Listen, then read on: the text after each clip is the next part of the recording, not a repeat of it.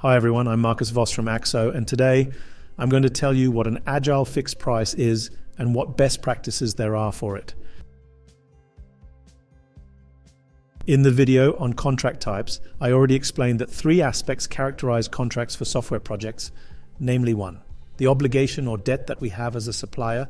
Is it a work or just a service? 2. The billing form. That is how we are paid for our performance. That is at a fixed price or according to the actual effort required. And 3. The scope stability. That is whether the scope is fixed or flexible. And we found that an Agile project definitely needs a flexible scope. And that even in Agile projects, we usually owe a work and not just a service. Now we are talking about the fixed price aspect or the contract form of the Agile fixed price.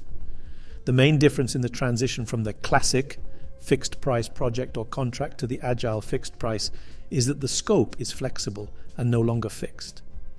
But what does that mean exactly?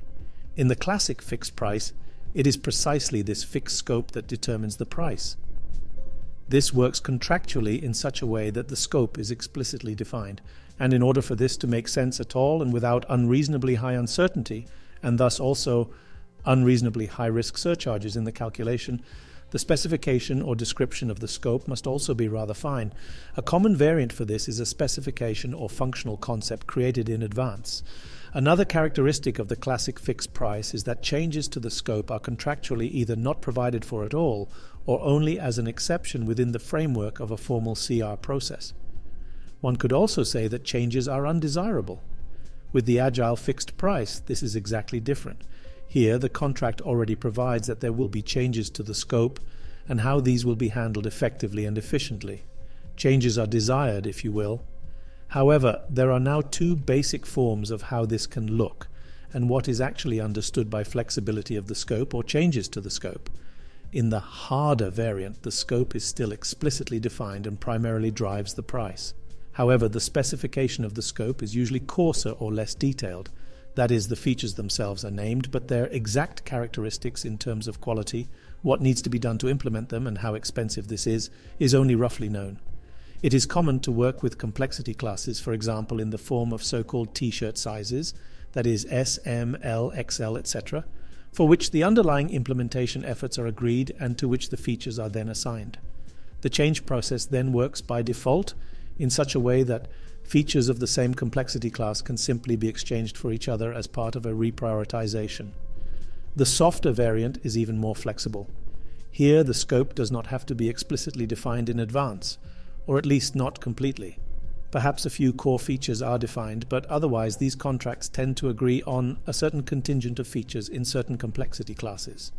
In other words, the available team and the time period or team capacity drive the price here. This variant is particularly suitable if a fixed price is to be set as the upper cost limit for the customer. But the exact appearance of the solution is still quite open in the end, and there is a great deal of trust that the iterative development and constant reprioritization of possible features will result in the best solution for the money. So we see, here again, it is primarily a question of trust, especially on the part of the customer, in the Agile process in general, and of course in the supplier as a partner. From left to right, the variants need more trust. And as already said, it is always worthwhile for and as a supplier to constructively work out the trust of our customer. Because of course the risk for the different variants is qualitatively different again. While the classic fixed price on the left is qualitatively the riskiest first and foremost for the supplier, in the sense of possible inefficiency, lack of adherence to deadlines and simply annoyance, but also for the customer, the softer Agile fixed price has an even lower qualitative risk compared to the harder one. This is primarily due to the fact that in the softer variant, the majority of the features are only taken into scope during the project duration, when it is already possible to decide much more reliably on the assignment to the complexity classes for which efforts and thus prices are agreed in the contract. And what does all this mean now? Is an Agile fixed price now recommended and what should be considered?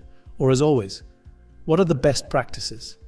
The Agile fixed price in both forms described has become increasingly popular in recent years because it promises a fairer distribution of opportunities and risks between customer and supplier, and if done well is actually more efficient and effective than a classic fixed price. This is advantageous for both sides.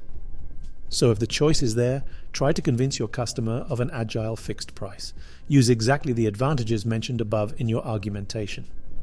In the case of a hard agile fixed price, a completion of the entire initially named scope must not be guaranteed in the contract under any circumstances.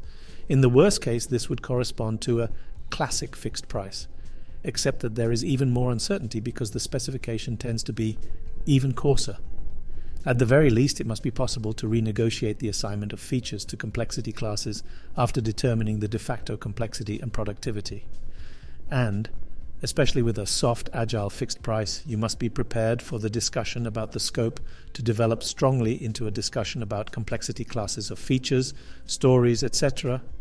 Therefore, ask for as many different reference features or stories as possible in order to be able to estimate as precisely as possible here, but also to be able to argue in the project. And also use the technique of considering the quality dimension of scope elements as explained in the BeST practice video on scope in 2D. And in the next video, we'll look at what the influencing factor of a project's potential decomposability has to do with contract design. Until then.